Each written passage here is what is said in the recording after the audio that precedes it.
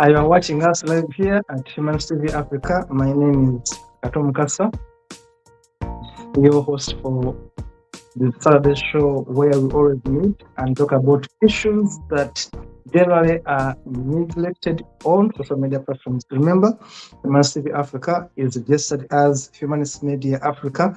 We are a charity organization registered to do work that promotes human rights, but also creates awareness, we inform, we empower, and of course, we do entertain in some of our shows. Now, each Saturday, we gather here with experts, human rights experts, consumer experts, and advocates who always volunteer their time to share with our members, our viewers, to empower them, to learn from them, but also to continue engaging. We want to thank so much our teams in Sierra Leone, Ghana, Zimbabwe, Zambia, Uganda, Kenya, Malawi, and others, where you share our live shows, and we are grateful that as we speak, our viewership is almost 7,000 per show. We are happy that you view the shows, and we want to encourage you to continue. Please view the shows, but also share them, but also subscribe to our YouTube channel to continue seeing this and more. Now, today we have our experts in-house experts in Mr. Kimera Henry, a consumer rights advocate and human rights defender in Uganda, and of course, Mr. Bernard Bambale, the same portfolio, consumer rights advocate, and of course, a human rights defender right there in Uganda. Mr. Kimera and Mr. Bambale, you are most welcome. Mr. Kimera, you're most welcome. Thank you very much, Paul. It is always an honor. And also, it is now a culture with us that every Saturday we are with you. And I would like very, very much to thank the 7,000 plus consumers out there that have been watching us or who are watching us. And you are always welcome, and we look forward. So Constant is greatly honored to joining hands with the Humanist TV Africa to make sure that we add our voices to make your life better and you have a quality life. So it is a great honor, Paul, and we are very happy for your partnership, for always being here. So colleagues, as I'm saying hello to you, I also want to unpack what we are going to have on this series. This time we are having a discussion on fair digital finance services. So we need to call to action what is all about fair digital finance services.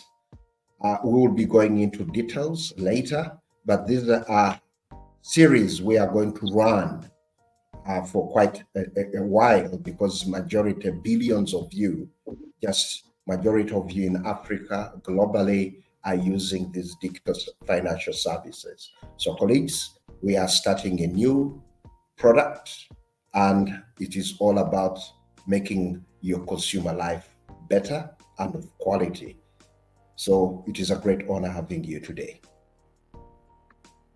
Thank you, Mr. Kimera, so much for always being with us and, of course, informing and educating our viewers. We are grateful. I always get feedback from Nigeria, Ghana, Sierra Leone, Kenya, Tanzania, wherever you have a branch where our shows are being shared. They are grateful to you and, of course, Mr. Bernard Bambale. Mr. Bambale, please share your introduction, your message with our viewers. Thank you so much, Kato and Chimera. Thank you, colleagues, for always giving us the Saturday to speak out to our colleagues, the consumers. Of course, aware that the consumers form the biggest part of the economy. So everything that comes on board on market, it should be really pro-consumers. But the question we have always asked ourselves, how are consumers feeling about the products that are coming up? So many products come up to improve the life of consumers. So many products come on board to, solve some bit of challenges around the consumer life. but we need to also keep evaluating which one is working, which one is not working, and what are those challenges that consumers are facing out there, and how best can they prevent themselves from being victims of challenges that come along. And so today, I don't know whether I'm supposed to dive into the discussion of the day or Please go ahead. whether I first hold on. Okay. Go ahead, Mr. Bambari. Go ahead, please. Okay, thank you so much. So I'm honored today that I'm going to introduce to us a new aspect that we are going to discuss. Of course, our previous series we've been looking at food, food safety, nutrition, and something like that. But now we are sure that for us to improve nutrition, for us to improve food safety, there are other enabling aspects that have come on board, and one of them has been around the digitalization of the finances. You cannot have safer food unless you procured it, or you must have bought something, or you must have had access to money to be able to buy a meal or nutritious and safe food. So now we are looking at where the world is going. There's a lot of technological advancements happening, and these technological advancements have also gone into digitizing finance.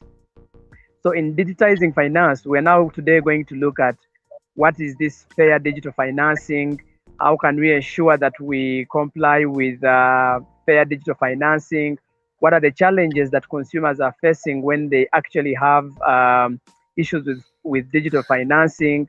What are we supposed to do when you're a victim of challenges around digital financing?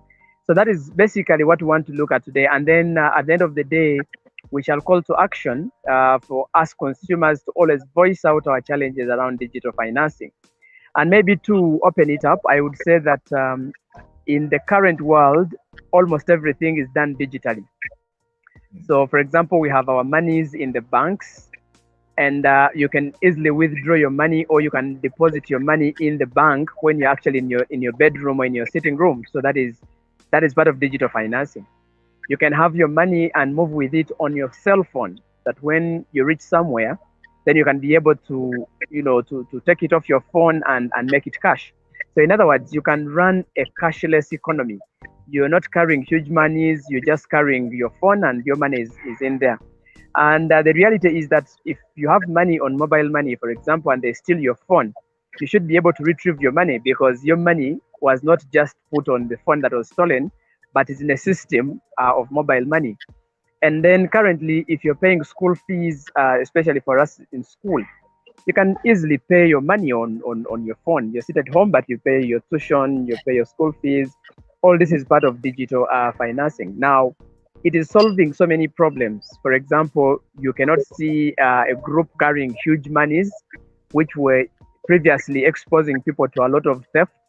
When they know that, for example, if the thugs know that you're carrying a bag of money, it was easy that they would follow you up, and then they grab the money from you and they take it.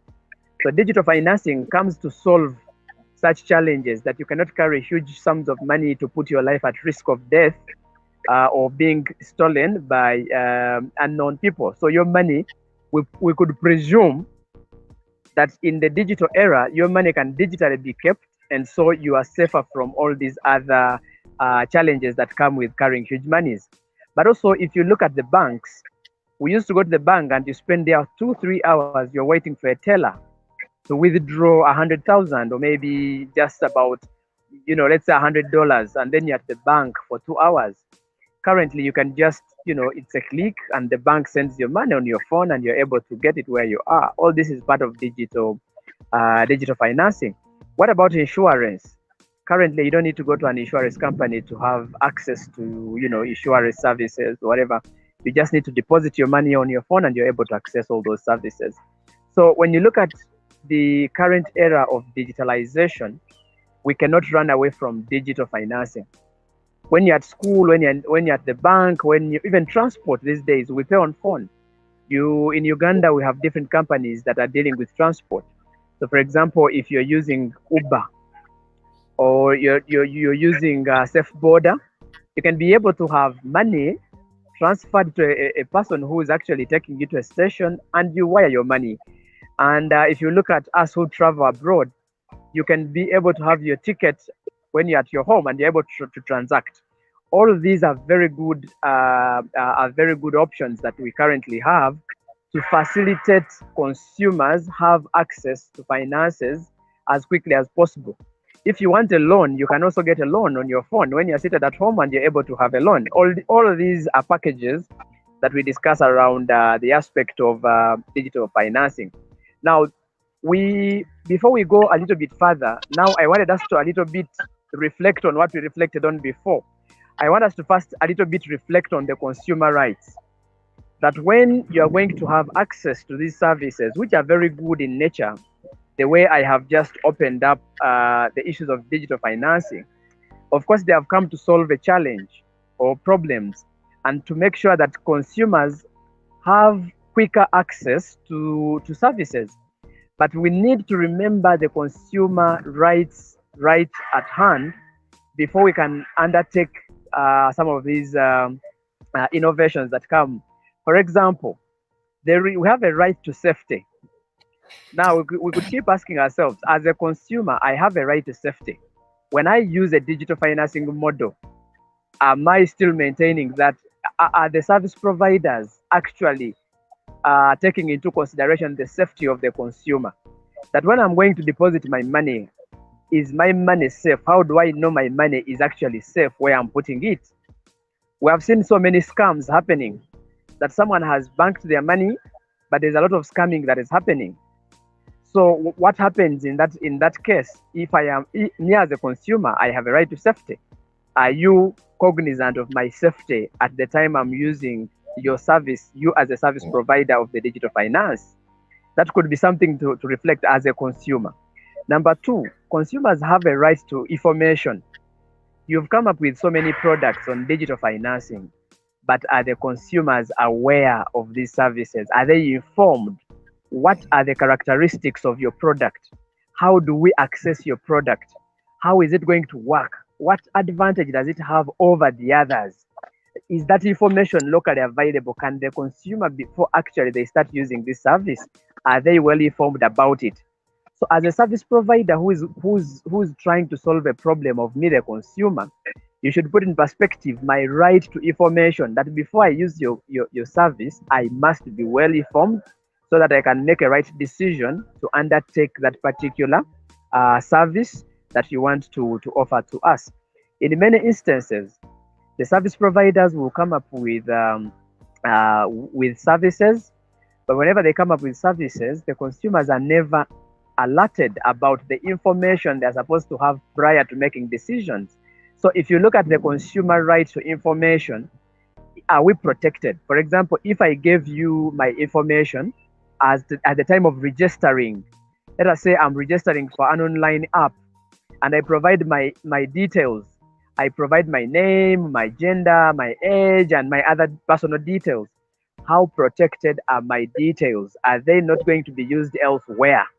It is just like if I gave you a photocopy of my national ID or passport, and then tomorrow I find that you, the service provider, has actually printed it, and then I find it with the colleagues who are making chapati on the road, and my ID that you have printed is being used for packaging material for someone's chapati, or for someone's bread, or for someone's popcorns.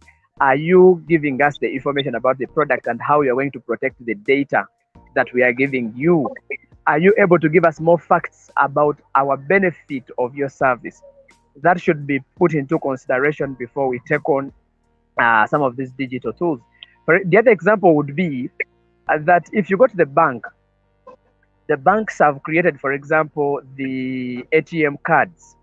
So you can just walk in the ATM and you put your card and you're able to withdraw the money from the card. Unfortunately, most of these ATM cards, they have cameras. They have cameras, and meaning that these cameras are attached to a particular center, like the tele, something like a center where someone is controlling the online the cameras. So the camera center. Now the question is, when I go to that room, there is a camera seeing whatever I am doing. Now, isn't the person in the control room able to see my typings when I'm putting in my PIN, when I'm putting in my codes? So if that person is able to see and they have access to the system of the bank, how am I protected from them actually using the digits they have seen me put or using the camera and steal my money? So in terms of information, this has to come through that my information is well protected by the service provider so that I can be able to make transactions successfully. It comes back to the education, the right to education. Are you giving us the right education to your service? Sometimes when people want you to take on their service, they will talk all the good things about, and no one talks about the wrong things or the unexpected wrong things of the service. And this leaves many consumers at stake, that anytime we are worried that actually the information you're taking from us may be used for other things. That is one. But also we keep thinking that the moment you've not educated us thoroughly on these services, then it becomes a challenge to the consumer. So we have that right to acquire more knowledge and skills for us to be informed about the service that we are taking on. Now, when it comes to digital financing, are the service providers providing thorough education to us who are using these services? We have seen that these days you can buy internet, or you can buy data using your phone. Now, every time you're buying data using your phone, you cannot tell how many minutes do I consume 1 MB. Why? Because that is kept as a business secret. So nobody knows how much data you use per minute. But I have entrusted you with my money via your mobile money and I've paid my service, but I'm not able to have it. We have seen sometimes I pay for electricity and then I take long to receive a token, and so I remain in darkness amidst payment. Is the consumer educated on how are we supposed to be communicating with the service provider? Where is this awareness that when a token delays, please do this? That kind of education seems to be lacking, and this is affecting the utilization of the digital spaces. And also that brings us also to the right of redress. We have a right to redress, that whenever I have access to a service and the service does not meet the requirements, I should be able to bring it back and seek redress from the service provider. But the question is, how many consumers are aware of where to go for redress whenever they have a challenge? So if there is a right to redress, it means that I should be in position to be compensated in situations where there is misrepresentation, or maybe I have paid my money and has gotten lost. But the question is, how many times do the service providers in the digital financing, how often have they informed consumers about this kind of redress? Or if someone comes for redress, how many times have we been heard? Besides, where are we supposed to go for redress? All this information is supposed to be provided to consumers before undertaking before taking on the service.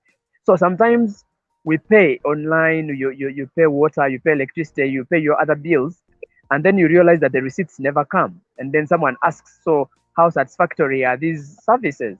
And how do I redress? Where do I go if it's an online loan and I've received an online loan? What about if I want to change the terms and conditions? How do I get it? So those basics have to come into play when you are discussing matters to do with digital financing.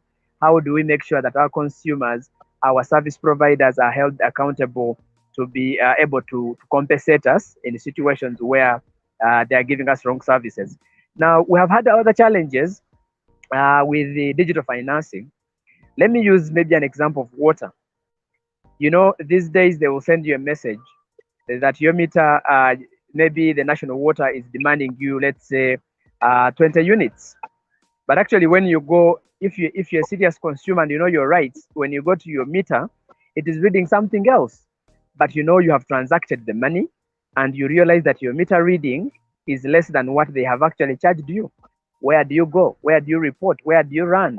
So in terms of utilization of digital spaces, it is very good that helps consumers to solve some bit of challenges here and there, but we must adhere to the rights of the consumer. And maybe as I wind up this part, we need to ask ourselves, are consumers having enabling environment to actually access digital financing? away from the rights. We have known that, okay, before I have this service, let me know the rights of a consumer, let the consumers know their rights, and let the service providers also respect the rights of the consumer. But here we have seen that, okay, do we still see, we still see a lot of digital financing divide, where some places, for example, have no internet. And for example, you're going to pay school fees or tuition, and you have exams tomorrow. You have the money on your phone, and the network is not there. What do you do? The exam is tomorrow. Today you want to pay school fees, but there is no internet to pay. You go to the bank, you want to withdraw money, they tell you the network is down. So how do we improve the digital spaces to make sure that we achieve what they are intended to do? So in terms of enabling environment, you want to promote digital spaces, but the internet is costly. So how do consumers utilize the digital spaces amidst the high cost of internet, and yet they have to use internet to access the service? These are some of the things that we need to reflect on as we build a case for working on the digital spaces. What about away from internet? The internet can be there, but the network is not. What about the gadgets? Do people have the gadgets that have actually access to internet? Do people have smartphones? If they don't have smartphones, what is the cost of a smartphone in a country? How are we motivating consumers to actually utilize the digital spaces? How do we make sure that we regulate the digital space? Do we have the regulations in place? Do we have the appropriate laws in place? And if we have them, are consumers and service providers aware of them? It should be something that we need to think about. What about these increasing scams? How do we handle them at national level, at local level? If a person in the village has been cheated through a scam, what happens? Where are the regulations? What happens to the person who is traversing the scams?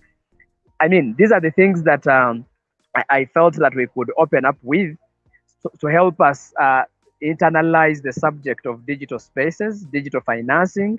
How do you handle consumers' money? How do we deal with consumer rights as we are dealing with this subject? How does government come in to regulate us? And how do we ensure that digital financing makes sense to the consumers? Thank you so much. I think for now, that is the preamble of the subject that we are discussing. And over to you, colleagues. Thank you. Thank you so much. Thank you so much, Mr. Bwambale. You have given us a wide spectrum of issues we're going to be discussing. Digital financing is a big topic itself. And then consumerism is another big topic itself. So now we are fusing two issues here, two subjects here, consumerism and how it is factoring into digital financing, or how digital financing influences consumerism.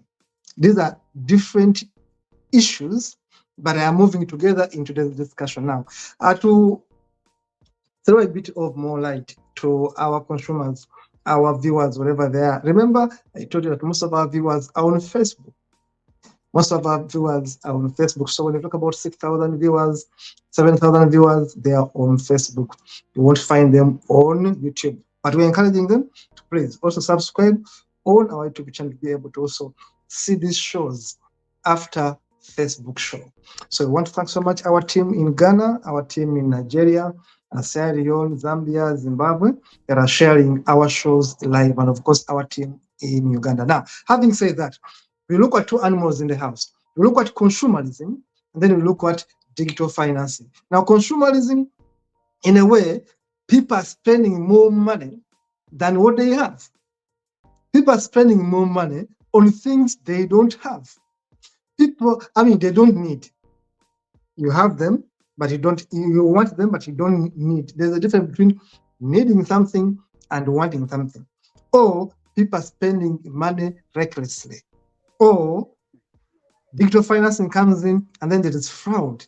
There are cases in Uganda, there are cases in Kenya, there are cases in Nigeria, there are cases all over Africa that I know, including in Europe, where people have been cheated through digital platforms. People are being enticed into pyramid schemes. And because the world is becoming a cashless economy, especially in Europe, it's easier to transfer your money from one space to another, one platform to another, because people no longer keep cash that much, especially in Europe. And now the scamming game is increasing. Of course, we've had stories in Nigeria We have had stories in Uganda. People are being scammed. I was a victim of some of these scams through digital financing, or people using their digital platforms wrongly. Remember, if I did so, I would have shared with you how I lost money through fake emails. Someone sends you an email, and then you think you are talking to Kimera or Bambale, yet actually you are talking to XYZ. And then you end up sending money. You think you are sending it to Shimera, but basically you are sending it to Giorgio or another person, and in a different country. Now, that is through digital financing, because that is through a digital platform which you have little control about. We've heard about pyramid schemes in Uganda. People motivated to invest in companies that are going to give you money tomorrow. So it becomes quicker to spend what you have because someone is promising you a bigger return out of your investment. Now, this is a big thing, and I don't think we can actually finish it today. When you talk about services in Uganda, for example, talk about umeme, that is electricity, talk about water payments, talk about Uber services, talk about so many services where you are using your phone to buy these services. Sometimes you don't get what you are paying for. Talk about banks, where people are losing money. I was reading a story of Equity Bank, where someone lost millions of money in a day. And we are saying, look, the problem was yours because your password, your PIN code was given to a wrong audience. And the bank said, we have nothing to do with that. Yet this woman had banked her money for family. They had sold a property for family. She banks 45 millions, and then the next day, the money vanishes. And the bank says, it's not us, it is you. Your PIN code was given away. And the woman was saying, it is me who gave it to the manager because the manager accessed it. Now, digital financing, consumerism is a big thing. I want to throw this ball to Mr. Kimera. I know I've experienced so much of this fraud. Bambara have talked about our rights. We have rights, safety, privacy, information, data protection. How far are we having these rights protected as consumers in Uganda, in Africa? And you, as an organization, what advice are you going to give us on how to ensure that we stop this kind of fraud through digital financing? Over to you, Mr. Kimera. Thank you very much, Bernard. Thank you very much, Paul and Dennis, colleagues. Like Paul, you have said, we are here with two elephants. And when those two elephants suffer consumerism and irresponsible digital finance, then the consumer will suffer. Like here it is said, when two elephants fight, the grass suffers. But I would like to bring it that consumerism, there is a need and a want. And that want usually leads people to excessive consuming. They go in for even things that they don't want. But I would like to appreciate all Bernard has shared, all the observations you have shared. As consumers, we have lots of opportunities and lots of risks. If I would use Uganda as a case, it will reflect in many other countries globally. Digital finance, we will appreciate, has helped to bring about financial inclusion. If I use the example in Uganda, some years back in 2009, by the time when it first came in here, we had got fewer formal accounts in banks. But with the increase or introduction of digital finance, as in, let's say, mobile money, to date, if we are to take that every SIM card is an account, we have now more than 30 million accounts. So where people are now in the money economy. So these opportunities are there, but they also have got risks, like the risks have been shared using our rights. But these opportunities have gone into reduction in costs of doing business using the digital finance. They give us choices, as a right to choice as consumers. We have a right to choice.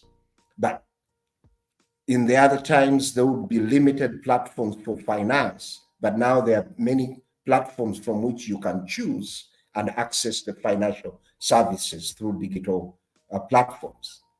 Then other aspects that come in as a benefit, we have access.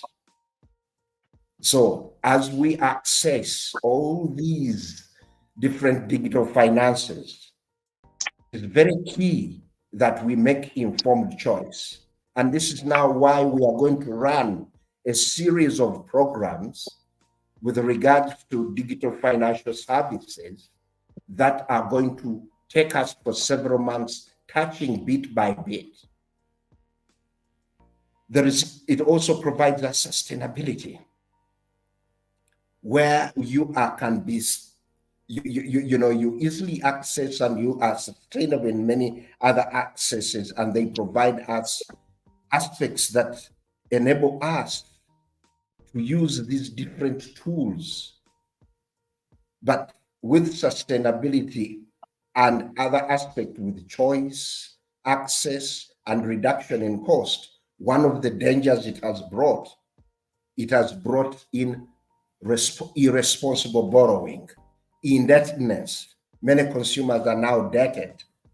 I was joking. I sent a friend money some time back, and the money went into the account. But there and then, I didn't know the friend had got a loan, and the money was taken there and then, because that friend had not paid the monies he had borrowed, or from the digital platforms or the mobile money service providers. So all these opportunities have got risks, and that's why now we are coming in. We'll be talking about consumer rights and also consumer responsibilities. Paul, you've talked of scams. This is where the consumer responsibility of being critically aware. What am I going into? Is it good or bad? So all these are aspects that we are going to discuss to make sure that when a product, with regards to digital finances, you critically look at it for it to be fair to you and beneficial to you, to enable you to improve the quality of your life. But if we are not critical, we will end up being indebted. We will end up being in other countries, there are people who are committing suicide when their monies are stolen. I have ever watched a movie called Beekeeper, where an old lady, through scam and even in AI, lost all their savings of their credit cooperative. So these are aspects that are not only challenging in Africa, but they are global challenges which need global requirements, global frameworks that come down to national, coming down to even households. The aspects Bernard talked about, awareness. So we need to do all these things to make sure that the risks that we are faced with are addressed. And all this brings in our number one digital finance governance. Whom does it start with? It starts with government, or it starts with the duty bearers. In countries, it will be Minister of Finance, it will be the central bank, it will be other ombudsmen that are playing a role to protect consumers and also protect businesses. So all these are issues that we are going to be discussing. How do we get fair digital finance, given its opportunity when and all those beautiful things, once consumers access it, how best they are going to benefit from it. We need quality infrastructure. Bernard talked about just imagine you are paying a hospital bill and then there is no network. And that bill or the monies you are sending are urgent to conduct that it is a matter of life and death. So this is where through duty bearers, as in government, ministries, departments, and agencies, making sure that there is quality infrastructure, quality digital finance regulations or frameworks that will make sure that they meet the consumer needs. Then also looking into how do we look at protecting consumers from indebtedness, from scams.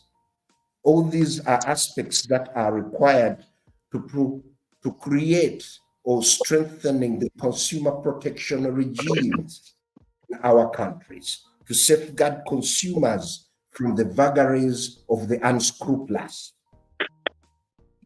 There are consumers who wake up to go and work very hard to earn money, but then there are those irresponsible consumers who are seated scheming, scamming to take that hard-earned money. So it is very key that aspects that we are, elements that we were discussing in food safety to make how safe our food should be are nearly the same aspects that we need to discuss bringing into digital finance.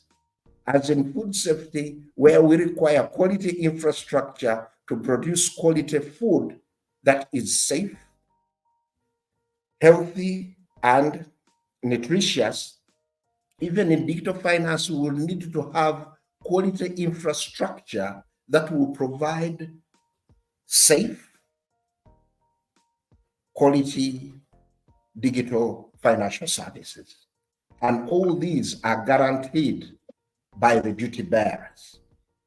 So those regulations and frameworks will bring a healthy environment, increase inclusivity, deepen the financial services, even to the vulnerable. Looking at most of these aspects, we think, or we might find that the frameworks are put there, but issues to do with digital finance will bring in innovation, will lead to inclusivity. Now, there will be those that are vulnerable, then the service providers will need to get in touch with innovators to come up with those services that will facilitate those, let's say the blind, the physically impaired, or the visually impaired, so that they can also be included and also deepening the financial services. It's going to be very key that the providers themselves get to understand and safeguard. Paul, the lady you're talking of, who lost over 45 million shillings in the bank due to a PIN, but all these we need to have responsible service providers where there are frameworks protecting them. All these are going to be aspects that we'll be discussing series by series to make sure that, Paul, you became a victim. I was also a victim. Losing money, putting in my PIN code, and somebody says, no, your PIN code, money hasn't come. Do it again. Okay, restart your phone. As I restarted my phone, checking, the money was gone. I'd say, but I did nothing to you. You didn't give me it is your phone that failed to deliver the message. But I had lost the money. I couldn't. You know, at times you ask yourself, if I am knowledgeable and they can scam me, then what of the millions that are not knowledgeable? So these are discussions things that we would like to have to all of you, our viewers, that we need to be critical aware so that in this fast-growing world we are in, with technologies now being the life deciders, people can play with your voice and call one of your relatives, and you think you're talking to your relatives, whereas it is artificial intelligence.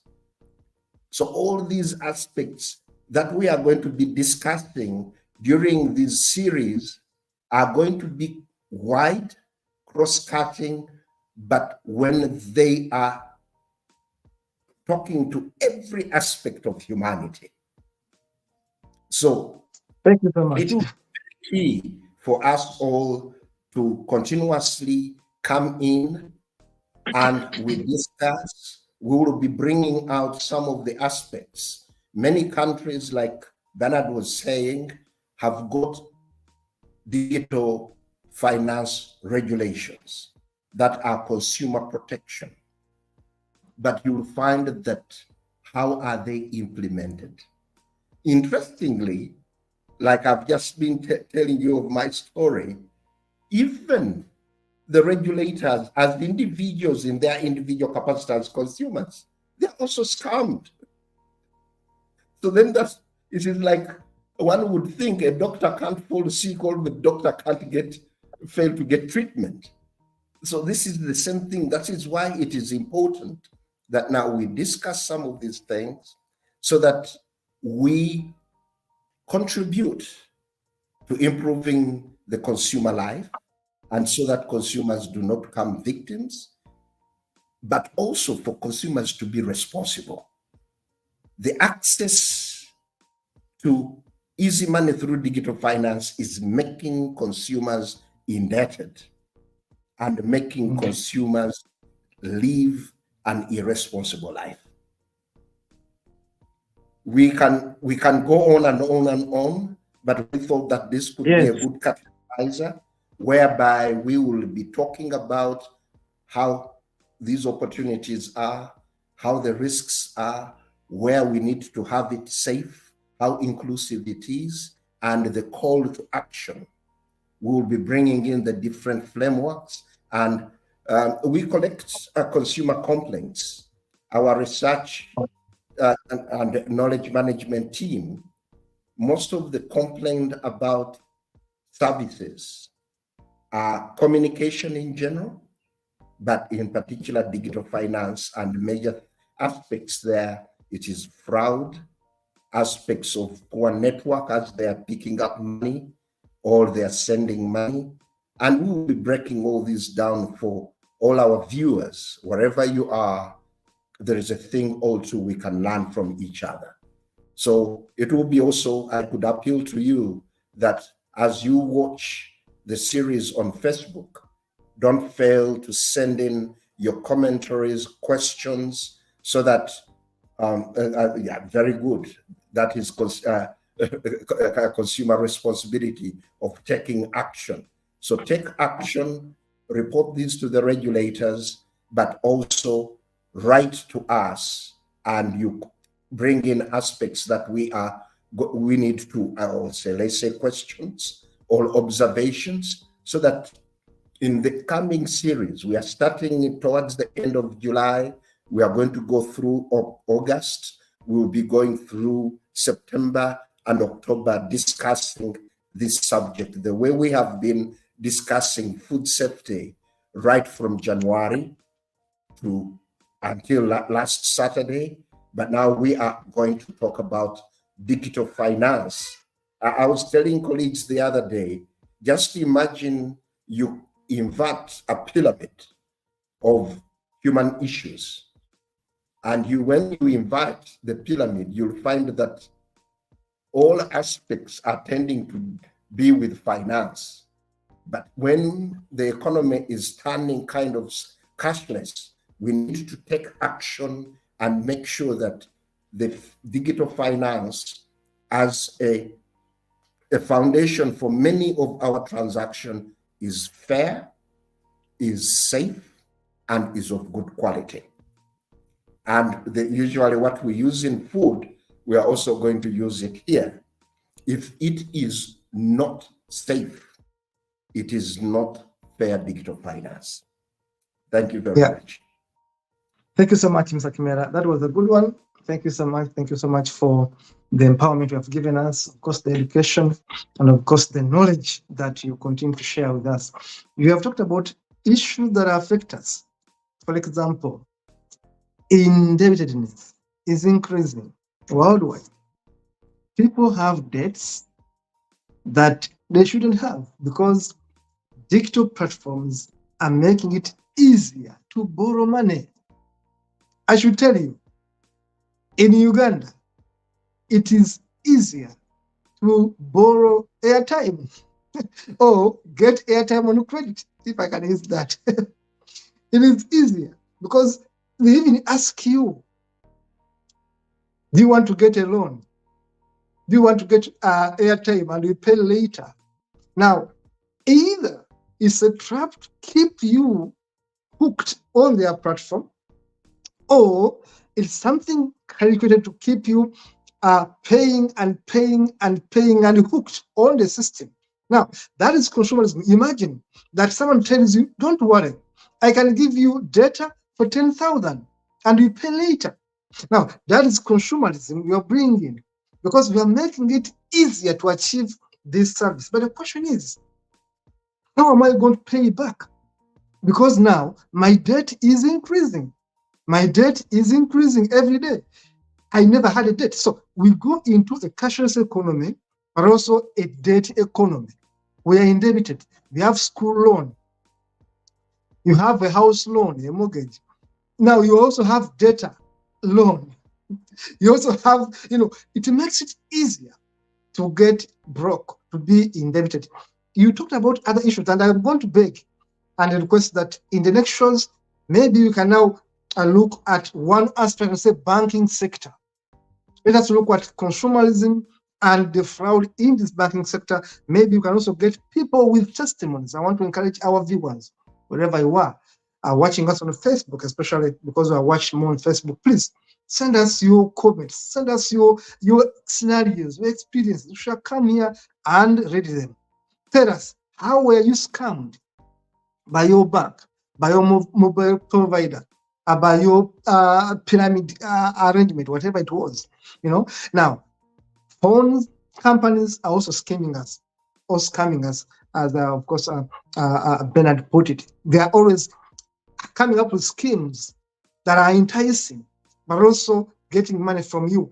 Banks, for example. How many of us, Mr. Kimera and Mr. Bambali, mind when you check your balance and 50 shillings is missing? How many of us would even mind if 100 shillings is missing? Because they will give you a point. Now, what happens if a bank takes on 200 shillings from 1 million accounts? What would happen?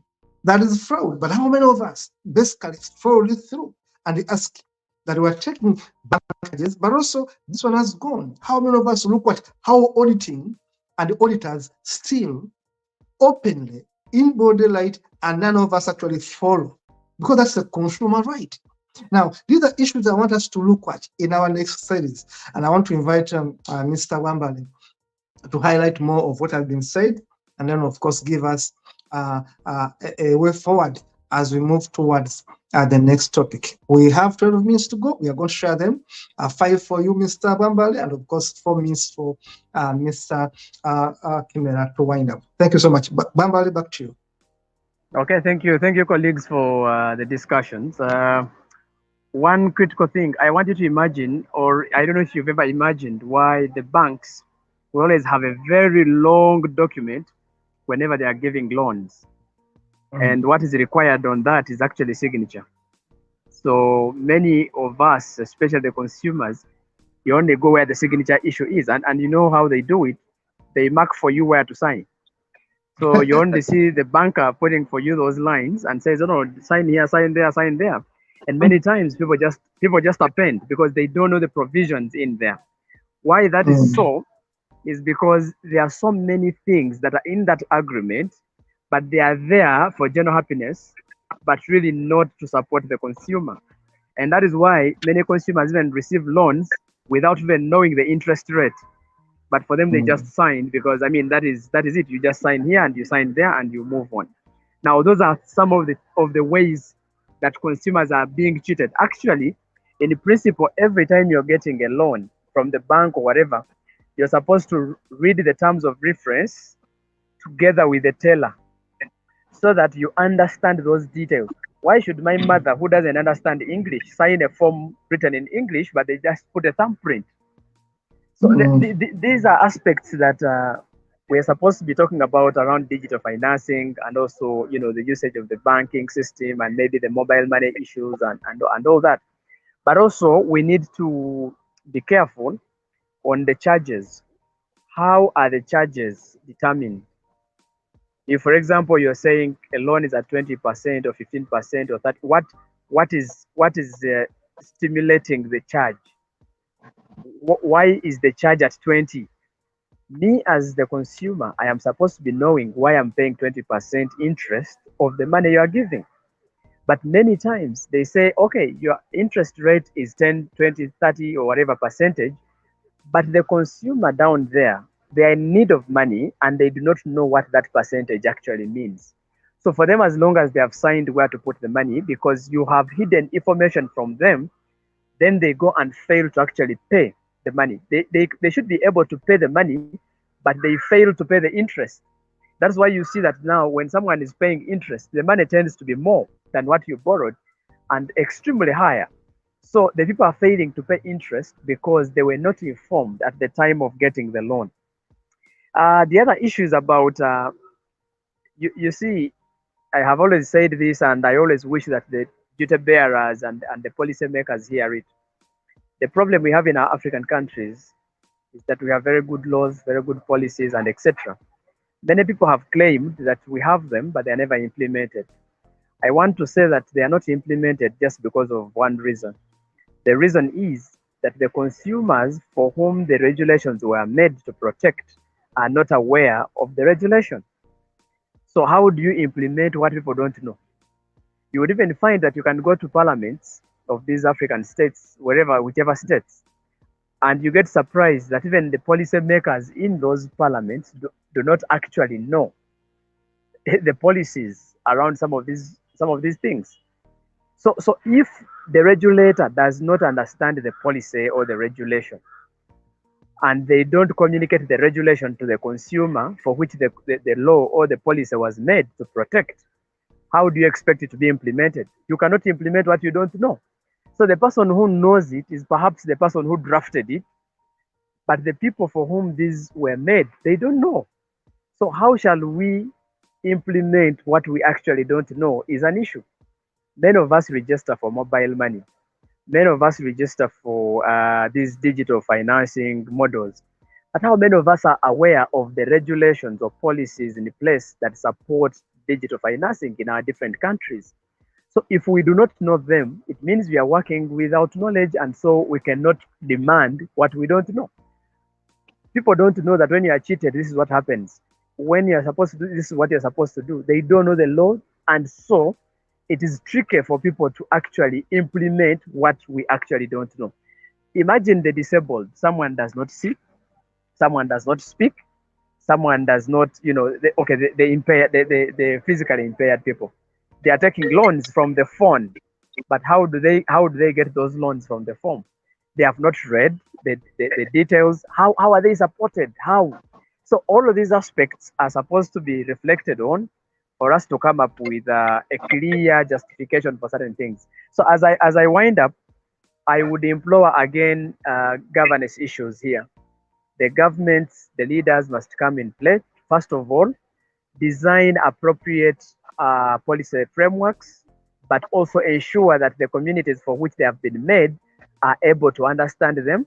They sensitize them. They even localize them so that people can quickly demand. Actually, in Africa, we don't demand because we do not know what to demand for. So you cannot demand for what you don't know. What am I supposed to demand for when I don't know it? And that is where our leaders have succeeded. Make a constitution which the other members of the country do not know. So, for example, in Uganda, we have a constitution 1995, but if you ask, it is mandatory according to the law that is supposed to be translated. But now this is how many years down the road, no translation. It is another logic that consumers should not know what is in the constitution so that you can always, they don't demand. If all Ugandans knew what was in the constitution or in a particular law or in a regulation or in a policy, people would be demanding. But now, what do we demand for when we don't know it? So I request that government takes it on. Our regulators sensitize our people. Let us reach out to our people. Let us communicate to our people. Let us educate them about these services. Let us take them through where to redress from, so that people understand the services and they're able to use them. So I think those are my closing remarks, and I hope we shall be in touch again next week so that we are able to continually learn and also pick ideas here and there, and implore our consumers to be responsible consumers. Please don't take what you don't understand. Thank you so much. Thank you so much, Mr. Bambale Bernard. That was a good one. You have reminded me, when you go to a bank and you want to get a loan or you're opening up an account, they're going to give you conditions and warranty. How many of us read them? By the way, they are always written in very small letters, if you've ever taken time to read them. And I always printed at the back, very small letters, which means people with bad eyesight may not be able to read them. But also, they are put so close with one another. The lines are so close because they're trying to minimize space, but are hardly readable. Yet you are making a contract with a bank. But how many of us? You said it better, Mr. Bernard, that actually they are trapping you. And they will always tell you, manager, sign here, sign here, sign here. Now, that is fraud in the first place. That is fraud taking place in broad daylight in a bank. But either because people don't know their rights, or they are less educated about it, or they are not concerned, they're not going into this. This is where we need consumer right activists to educate people, so that before I pen my signature, I know exactly what I'm signing, what I'm going to. Thank you so much, Bernard. Mr. Kimera, give us your parting shot as we look forward to our next show. Sorry, Kato. Before Mr. Chimera, there is one common there's one common thing. Currently, the organizations, the civil society organizations have taken on the digital financing model. That if you go, for example, for a meeting with a civil society organization, they will tell you, okay, so we shall send you the money on mobile money. Please register your number that is registered in mobile money and all that. And now consumers go ahead to sign for money before it comes, because it is an accountability thing. You have to sign that, okay, we send the money. But you can imagine if a meeting is on Monday and you're going to be paid after 2 weeks, a consumer has already signed that they have received the money before the money comes. All of this is part of fraud, but there's no consumer questioning or asking.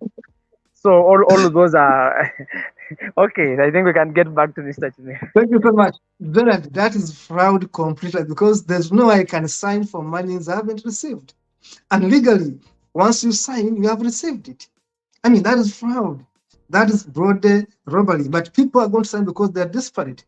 And thank you so much for that example. It's very live and telling, because once you sign, it means you have accepted receipt of the money. So as consumer rights activists, I do think this is our right, this is our task, this is our task as the leaders, to continue educating our people about this. Do not sign before getting the money. Simple and clear. But someone's going to convince you, please sign, you see. No, the moment you sign, it means you have received it. Mr. Kimera, that is a good one. Let us have your parting shot. Yeah, thank you very much. It was a good curtain riser for us all. And colleagues, our parting shot is, come join us.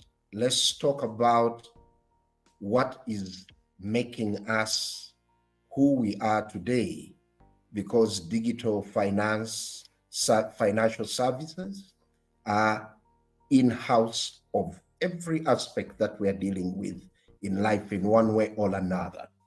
So let's join hands, come in every Saturday for 1 hour, and whatever you get to learn here as a responsible consumer, in solidarity, take action. But let's be critical aware of the things that we access, and let's make informed decisions. Let's get the duty bearers to protect us as we also endeavor to protect ourselves.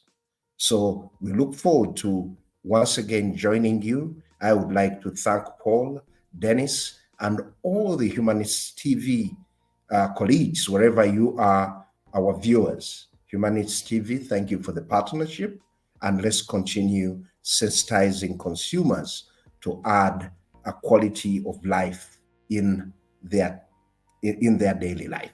Thank you.